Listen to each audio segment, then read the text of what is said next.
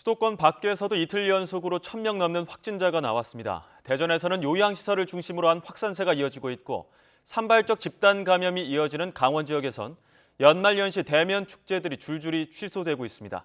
현장에 나가 있는 취재기자 연결합니다. 이상곤 기자.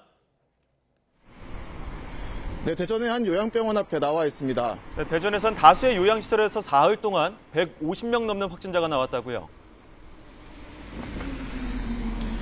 네, 제 뒤로 보이는 요양병원은 코로나19 집단 감염으로 현재 동일 집단 격리가 이루어진 곳입니다.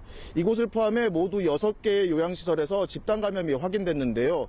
어제도 19명이 추가로 확진돼 관련 누적 감염자는 151명으로 늘었습니다. 시설 특성상 확진자 대부분이 70, 80대 고령층으로 중간 역학조사 결과 4분의 3 정도가 돌파 감염인 것으로 확인됐습니다.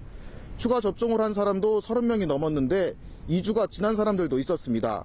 감염자들이 중증으로 악화할 가능성이 큰 연령대지만 대다수가 무증상이거나 경증인 것으로 알려졌습니다. 대전시는 종사자나 보호자를 통해 감염이 확산한 것으로 보고 임종 등 특수한 경우를 제외하고 모든 면회를 금지했습니다. 또 종사자 PCR 검사를 주 2회로 늘리고 입소자들도 매주 검사하도록 하는 행정명령을 내렸습니다. 방역당국은 중증 환자 병상이 28개 가운데 5개밖에 남지 않으면서 시내 병원장들을 소집해 추가 병상 확보 방안을 논의하기로 했습니다. 네, 지금 강원 지역 상황도 심각한데요. 예정돼 있던 겨울 축제들도 취소되고 있다고요. 네, 그렇습니다. 사흘 연속으로 100명 넘는 확진자가 나온 강원은 어제 세 자릿수에 육박하는 감염자가 발생했습니다. 춘천과 원주를 중심으로 산발적인 감염이 이어지고 있는 가운데 중증 환자 병상 확보에 비상이 걸렸습니다. 오늘 오전 기준으로 강원 지역 중증 환자 병상 36개가 모두 사용되고 있기 때문인데요. 강원도는 병상 6개를 추가로 확보하기로 했으며 중환자가 더 발생할 경우 수도권 등 다른 지역에 환자 이송을 요청할 계획이라고 밝혔습니다. 강원 지역 연말연시 축제들도 줄줄이 취소되거나 축소됐습니다. 강릉과 속초 등 동해안 전 지자체가 해넘이 해돋이 축제를 취소했고 일부 지역은 백사장 출입만 허용하거나 SNS를 통한 온라인 송출을 계획하고 있습니다. 태백산 눈축제와 평창 송어축제도 행사를 취소했으며 내년 1월 예정됐던 화천 산천어 축제는 개최 여부가 미정입니다.